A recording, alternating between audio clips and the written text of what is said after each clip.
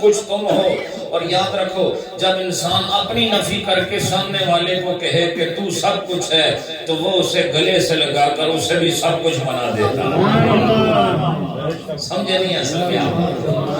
اسے صرف میاں بیوی کا رشتہ نہ سمجھو، یہ استاد شاگرد کا بھی رشتہ ہے، یہ پیر و مرید کا بھی رشتہ ہے، یہ امتی اور نبی کا بھی رشتہ ہے، یہ بندے اور خدا کا بھی رشتہ ہے،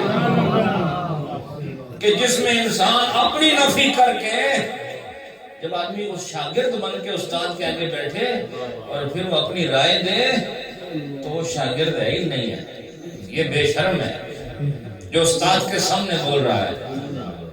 وہ سیکھنے کی منزل میں ہے، وہ بولتا کیسے ہے. رومی صاحب نے دوسری جگہ فرمایا تھا آپ کو میں نے درس دیا ہوا ہے کہ تو ابھی بچہ ہے، اور بچہ کان کے حکم میں ہوتا ہے، زبان کے حکم میں نہیں ہوتا. یاد ہوگا آپ کو، بچہ جب پیدا ہوتا ہے بولتا ہے، بولا وہ صرف سنتا رہتا ہے، ایک عرصے تک سنتا ہے، اور جب سن کے جب بولتا ہے تو پھر کائنات کو پتہ چلتا ہے آج بولنا شروع ہو گیا. تو فرمایا تو ابھی بچہ ہے، تو ابھی کان کی منزل میں ہے، زبان بننے کی کوشش نہ کر، اور جب تو کان بن کے سنتا رہے گا تو سننے سے تیری زبان کو قوت گویائی ملے گی، اور بچہ سن کے پھر ایک دن ماں باپ کے کلام کو ایسا متکلم بنتا ہے کہ جہان کا امام نظر آتا ہے. کہا مرید کا بھی یہی مقام ہے، شاگرد کا بھی یہ مقام ہے، باپ کے آگے بیٹے کا یہ مقام ہے،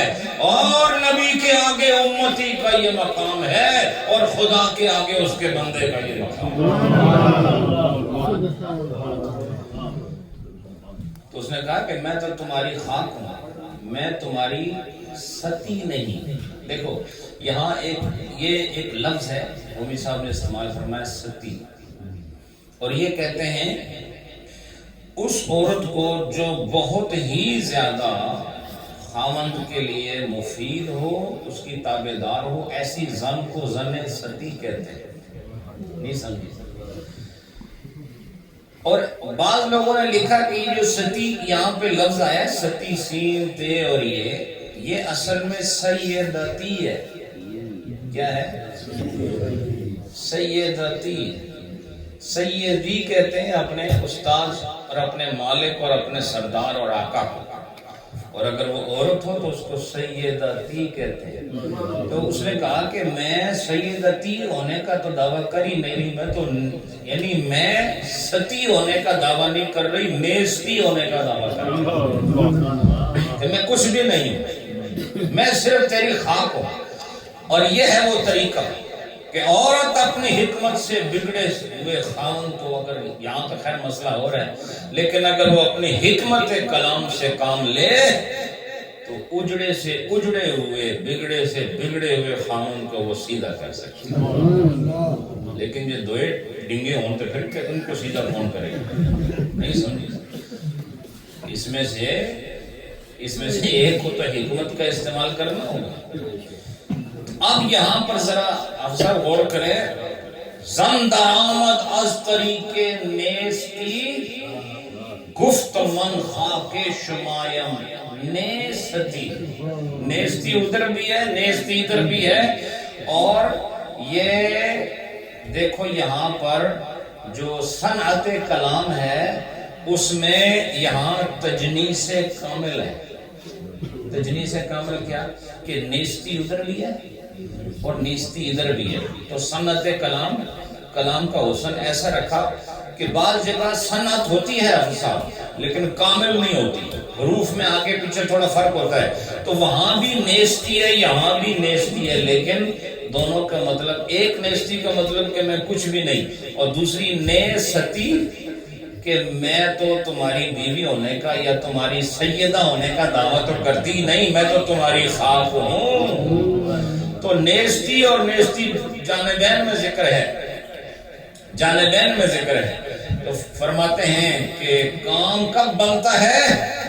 صوفیانہ طریق پر چلنے والوں، کام اس وقت بنتا ہے جب تم اپنے آپ کو ختم کر دیتے ہو، اور جب تم اپنے آپ کو ختم کرتے ہو تو تو سامنے والا اگر صاحب حکمت اور صاحب قدرت ہے تو وہ اپنی قدرت و حکمت سے تمہارے مقام کو بلند کر دے گا.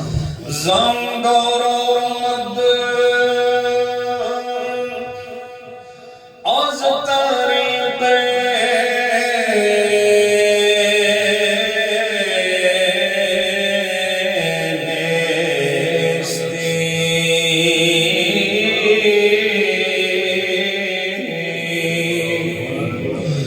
گفت من خاک شمایم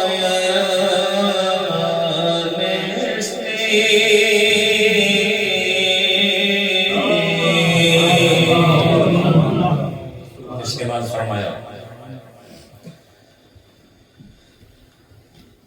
فرماتے تو عورت نے کہا تو ناراض کیوں ہوتا ہے؟ عورت نے کہا تو ناراض نہ ہو، دو ہی چیزیں ہیں میرے پاس اس وقت، ایک میرا جسم ہے، دوسرا میری جان ہے. بولو ایک کیا ہے؟ ایک جسم ہے اور دوسرا جسم کے اندر جان ہے. باقی سامان تو ویسے ہی کوئی نہیں، وہ تو پہلے سے ہی نہیں ہے، تو جھگڑا ہی اسی بات کا تھا. تو فرماتے ہیں میرے پاس دو چیزیں ہیں، ایک جسم ہے اور ایک جان ہے، اور یہ دونوں کا مالک تو ہی ہے. خاوند کو کیا کہا کہ اس میری جسم و جان کا مالک تو ہے، اب اس جسم پر اور اس جان پر اگر کسی کا حکم چلے گا تو وہ تیرا ہی حکم چلے گا. ذرا آج سے کوئی 6-7 درس پیچھے کا ماحول یاد کریں آپ کہ یہی عورت اپنے